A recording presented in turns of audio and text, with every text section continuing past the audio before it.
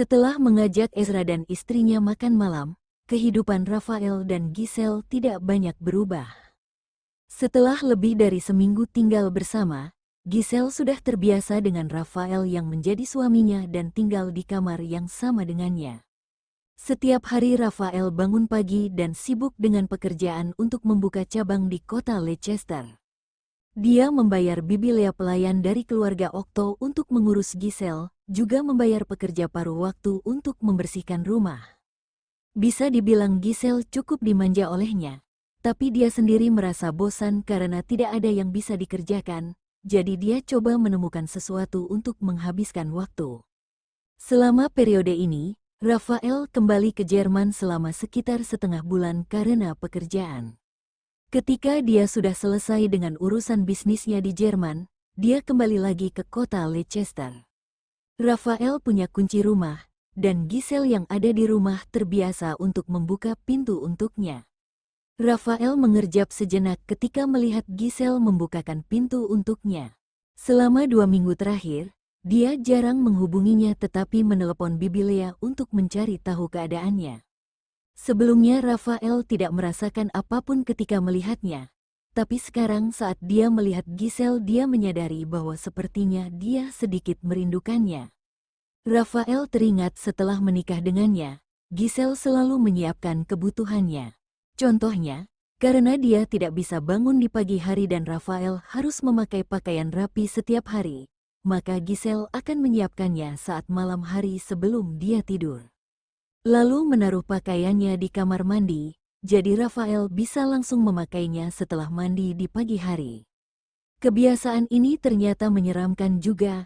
Ada saat-saat ketika Rafael melepas pakaiannya di Jerman, lalu menatap lemari yang kosong dan tertegun sejenak sebelum ingat bahwa dirinya sedang tidak berada di kota Leicester, dan akhirnya dia harus keluar dari kamar mandi dengan melilitkan handuk dan mencari sendiri pakaian untuk dipakai. "Aku sudah selesai mengurus masalah di Jerman," kata Rafael sambil berjalan masuk ke dalam rumah. Karena saat itu baru pukul lebih dari 3 sore tapi Rafael terlihat sedikit lelah, jadi Giselle bertanya padanya dalam bahasa isyarat, "Apa kamu mau minum, lalu tidur supaya bisa menyesuaikan diri dari jet lag?" "Ya." Rafael duduk di sofa ruang tamu dan menaruh tas kerja di sampingnya.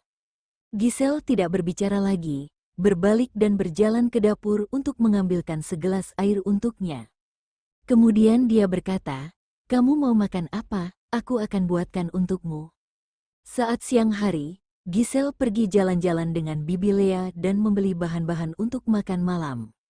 "Tidak, aku belum nafsu makan dan mau istirahat aja." Rafael menyerahkan gelas yang sudah kosong padanya, mengambil tas kerja, bangkit dan berjalan ke kamar tidur.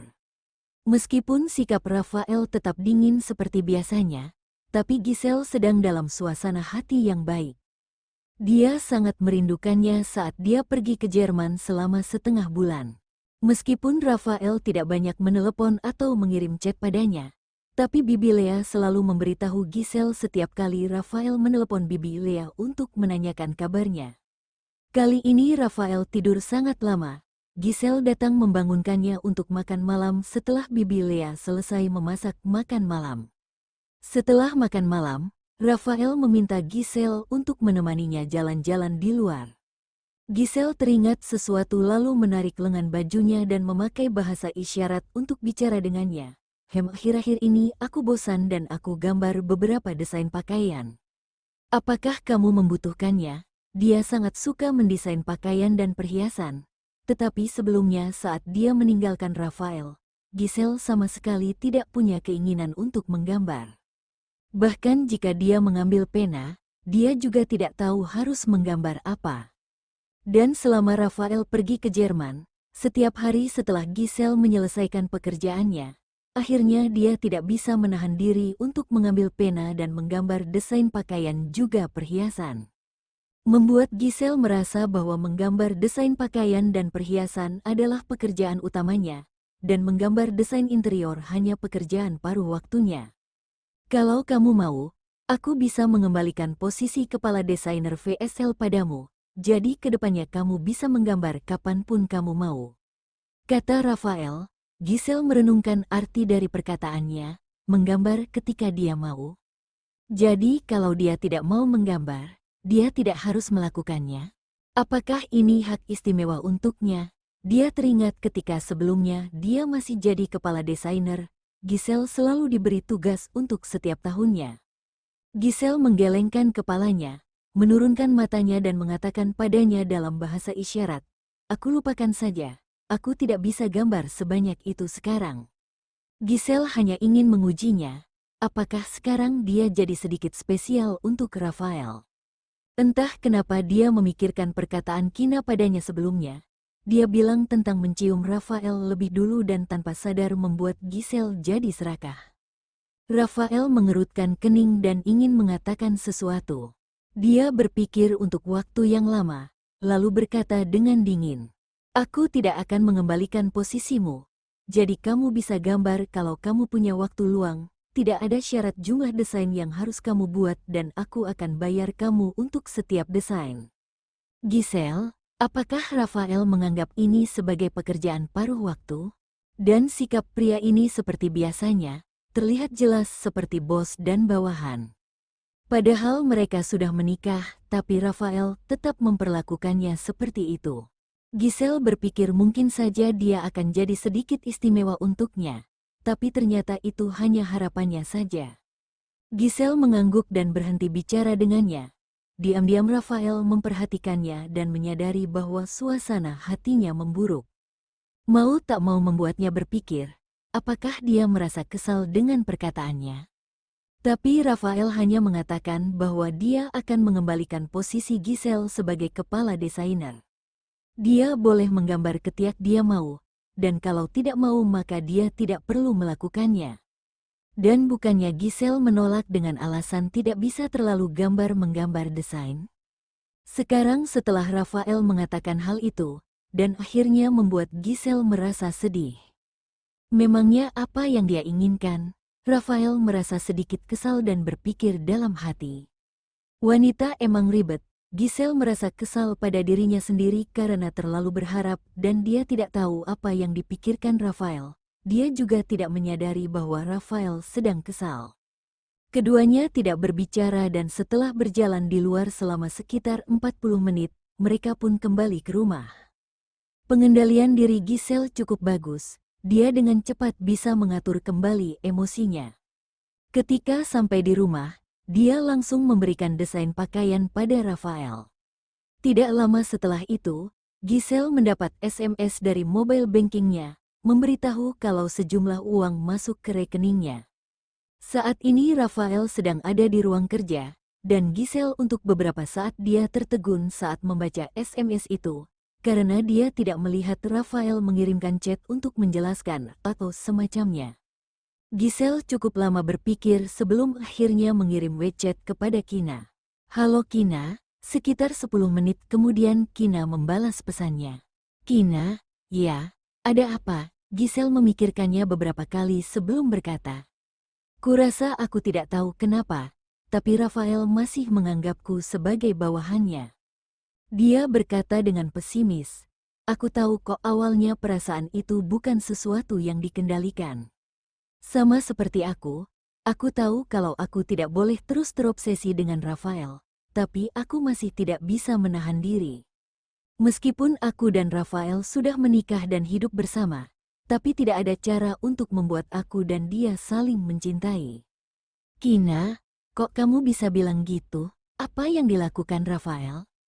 Giselle merasa ragu dan kemudian memberitahu Kina tentang saat dia memberikan desain pakaiannya kepada Raphael dan memberikan bayaran untuknya. Di ujung telepon yang lain, Kina berpikir sejenak dan memikirkan apa yang harus dikatakannya. "Kina, sepertinya memang itu yang ingin dilakukan oleh Raphael." Kina berkata lagi, "Kina, tapi meskipun kalian berdua adalah suami dan istri, tapi sekarang Raphael tidak menyukaimu. Itu hal yang wajar kalau dia membayarmu setelah mengambil desain kamu, padahal kalian adalah pasangan suami istri. Kamu jangan terlalu mempermasalahkannya, kurasa itu akan membuat masalah jadi lebih rumit. Kina, lagi pula, kalau Raphael tidak mau membayarmu sedikit pun, dan hanya membujukmu dengan kata-kata manis supaya kamu mau membantunya gambar desain. Apakah dia masih Rafael yang kamu sukai? Giselle berulang kali membaca kata-kata Kina dan merasa yang dikatakannya itu cukup masuk akal. Dia membayangkan Rafael mengambil gambar desainnya, lalu mengucapkan kata-kata romantis untuk membujuknya. Mungkin Giselle akan berpikir bahwa Rafael sedang membodohinya. Kalau sekali atau dua kali sih tidak masalah. Tapi jika di masa depan dia terus melakukan ini, maka mungkin saja Giselle akan berpikir bahwa Rafael hanya menggunakannya sebagai alat untuk menghasilkan uang. Sepertinya sejauh ini tidak ada cara untuknya mencoba mengalahkan Rafael.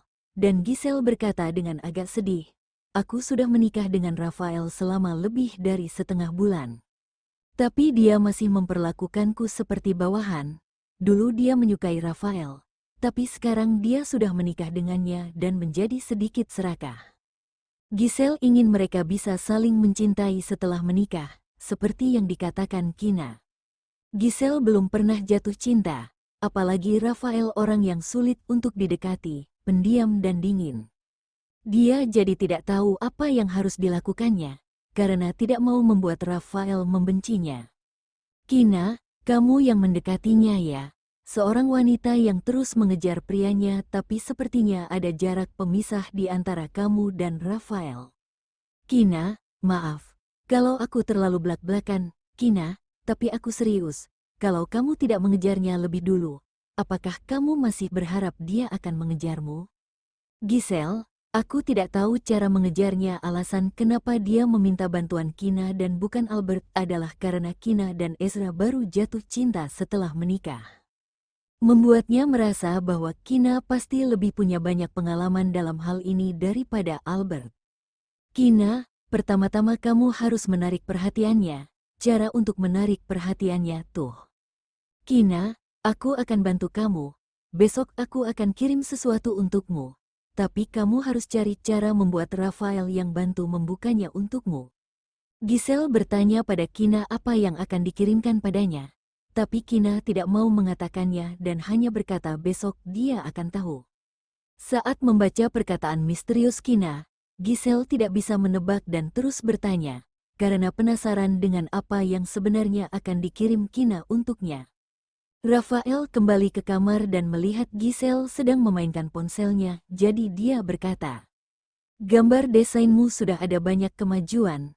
Dia tidak menyangka setelah beberapa bulan tidak bertemu dengan Giselle, dia sudah membuat banyak kemajuan.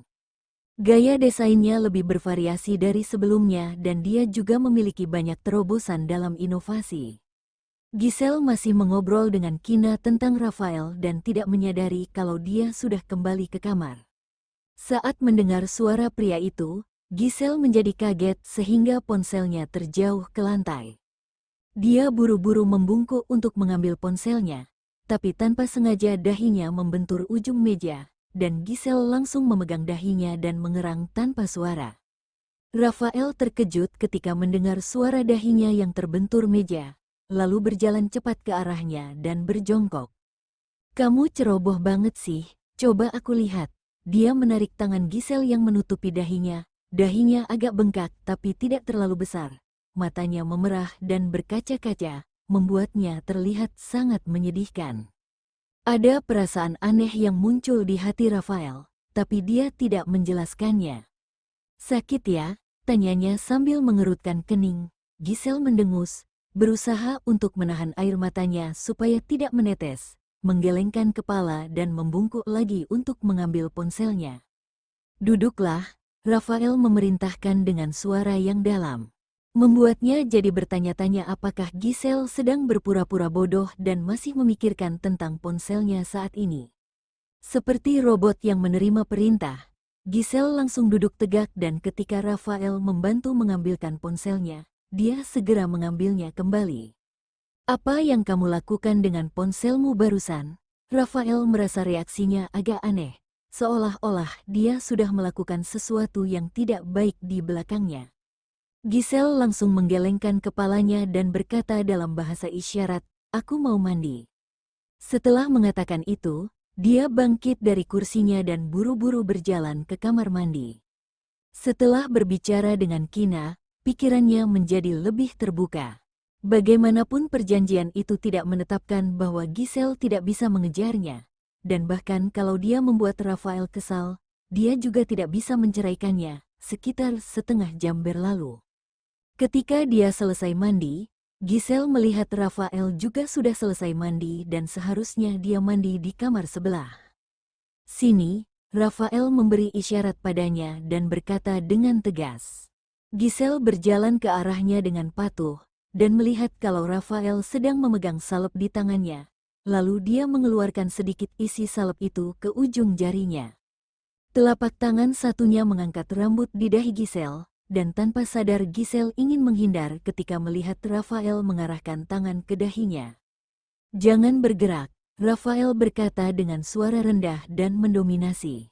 Saat ini jarak pria itu sangat dekat dengannya, sehingga Giselle bisa dengan jelas merasakan jantungnya berdetak lebih cepat dan suhu di sekitarnya meningkat.